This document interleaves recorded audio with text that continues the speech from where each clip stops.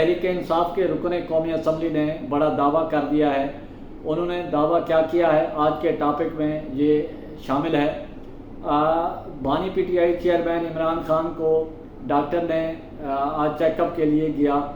اور ان کی مرض کے حوالے سے کیا تشخیص ہوئی تو وہ بھی آج کے ٹاپک میں شامل ہے۔ مولانا فضل الرحمان کا جو مشورہ تھا پاکستان تحریک انصاف کو تو وہ کس حد تک مانا گیا نہیں مانا گیا۔ مولانا فضل الرحمان نے اپنا حجت تمام کی تو اس کو پاکستان تحریک انصاف نے کتنی آنر دی۔ اور سب سے اور اہم ٹاپک جو ہے قومی اسمبلی کا اجلاس کب بلانے کی تجویز زیر غور ہے، اور اس میں جو اسپیشل کمیٹی ہے اس کا اجلاس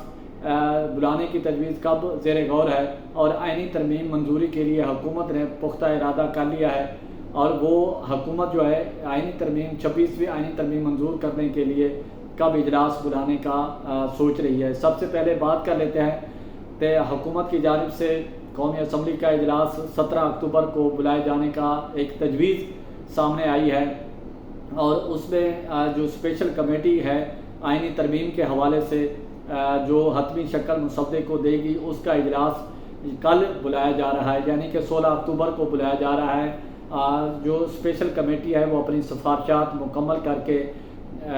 قومی اسمبلی کو یعنی کہ دے گی۔ جب مکمل کر لے گی تو وہ پھر فوری طور پر حکومت جو ہے قومی اسمبلی کا اجلاس بلا کر 26ویں آئینی ترمیم جو ہے وہ منظور کرانے کے لیے لے جائے گی۔ اور ذرائع کا یہ دعویٰ ہے کہ قومی اسمبلی سیکریٹریٹ کے ذرائع کا یہ دعویٰ ہے قومی اسمبلی کا اجلاس جو ہے وہ 17 اکتوبر کو بلایا جا رہا ہے، جبکہ اسپیشل کمیٹی کا اجلاس کا نوٹیفیکیشن جاری کر دیا گیا ہے، وہ کل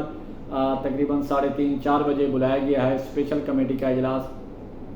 تو حکومت نے آج بلاول بھٹو زرداری نے مولانا فضل الرحمان سے آئینی مسودے پر بھی بات چیت کی ہے، اور وہ بھی پیش رفت کے مولانا فضل الرحمان کی ملاقات کے بعد وہ بھی پر امید ہیں کہ مولانا فضل الرحمان ان سے ان کی حمایت کریں گے۔ تو جو دوسرے ٹاپک تھے جو سب سے اہم، پاکستان تحریک انصاف کا رکن قومی اسمبلی محمد اقبال افریدی جو ہے اس نے دعویٰ کیا ہے کہ اس کو 40 کروڑ کی پیشکش کی ہے کہ آئینی ترمیم کی منظوری کے حوالے سے اگر وہ ووٹ کرتے ہیں پاکستان تحریک انصاف کی جانب سے تو ان کو 40 کروڑ کی پیشکش کی گئی ہے۔ تو ان کی ایک ویڈیو بھی سامنے آ رہی ہے، تو انہوں نے یہ بھی اس میں کہا ہے کہ ان کو 40 کروڑ کی پیشکش کی گئی ہے، پھر 80 کروڑ کا کہا گیا ہے، بلکہ 1 ارب تک لوگوں کو پیشکش کی جا رہی ہے۔ یہ ان کا دعویٰ ہے۔ کس حد تک بات ٹھیک ہے، کیا واقعی پیشکش ہوئی ہے یا نہیں ہوئی، تو بظاہر تو ایسا نہیں لگتا کہ اس طرح کی کوئی پیشکش ہوئی ہو حکومت کی طرف سے۔ تو بہرحال ان کا پاکستان تحریک انصاف کے رکن قومی اسمبلی جو ہیں ان کا دعویٰ اپنی جگہ ہے کہ انہوں نے کہا ہے کہ ان کو 40 کروڑ پھر 80 کروڑ کی پیشکش کی گئی ہے۔ آپ دیکھ رہے ہیں یہ ہے کہ وہ اس کو کس حد تک ڈیفینڈ کر پاتے ہیں یا اس میں کس حد تک صداقت ہے نہیں ہے۔ اور دوسرا پھر مولانا فضل الرحمان نے اسد کیسر سے بات کی تھی کہ پاکستان تحریک انصاف کا احتجاج جو ہے مؤخر کیا جائے، تو آخرکار پاکستان تحریک انصاف نے مولانا فضل الرحمان کی بات مان لی اور اپنا احتجاج جو ہے وہ مؤخر کر دیا ہے۔ اور اس کے ساتھ جس طرح عمران خان کے جو ڈاکٹر ہے شوکت خانم ہسپتال کے ڈاکٹر